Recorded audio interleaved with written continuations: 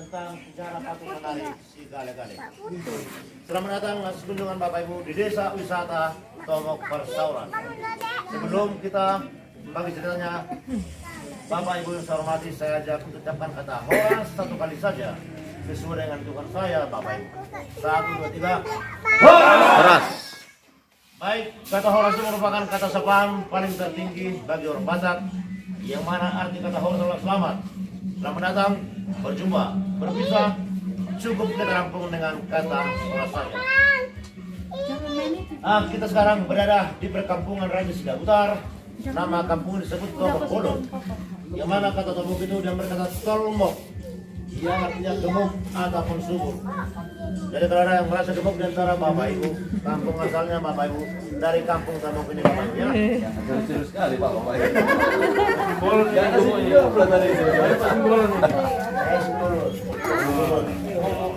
Oke baik, rumah besar, rumah bolon, bukan rumah si bolon Pak ya.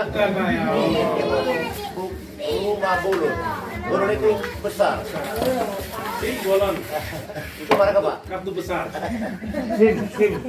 Bukan definisi bolon. Oke, rumah bolon ini ditempati oleh raja ataupun penguasa di daerah ini.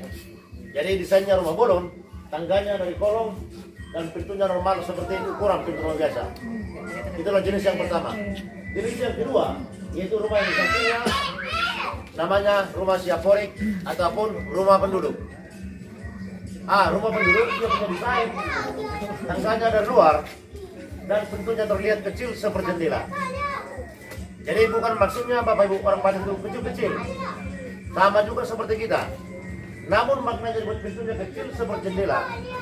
Siapa saja yang berkunjung ke rumah, dipaksa kita terlalu hormat kepada yang punya rumah. Ya, dipaksa dulu Ibu.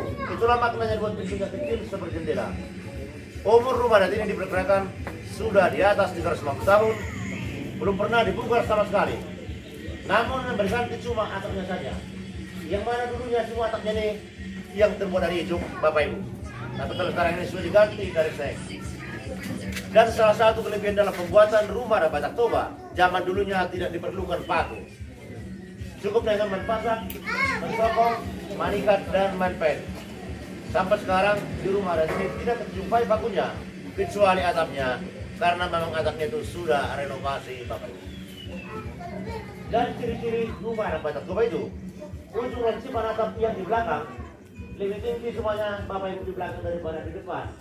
Boleh kita perhatikan itu Bapak Ibu ya, ada selisihnya kurang lebih 15 cm. Jadi kenapa seperti itu dibuat desainnya?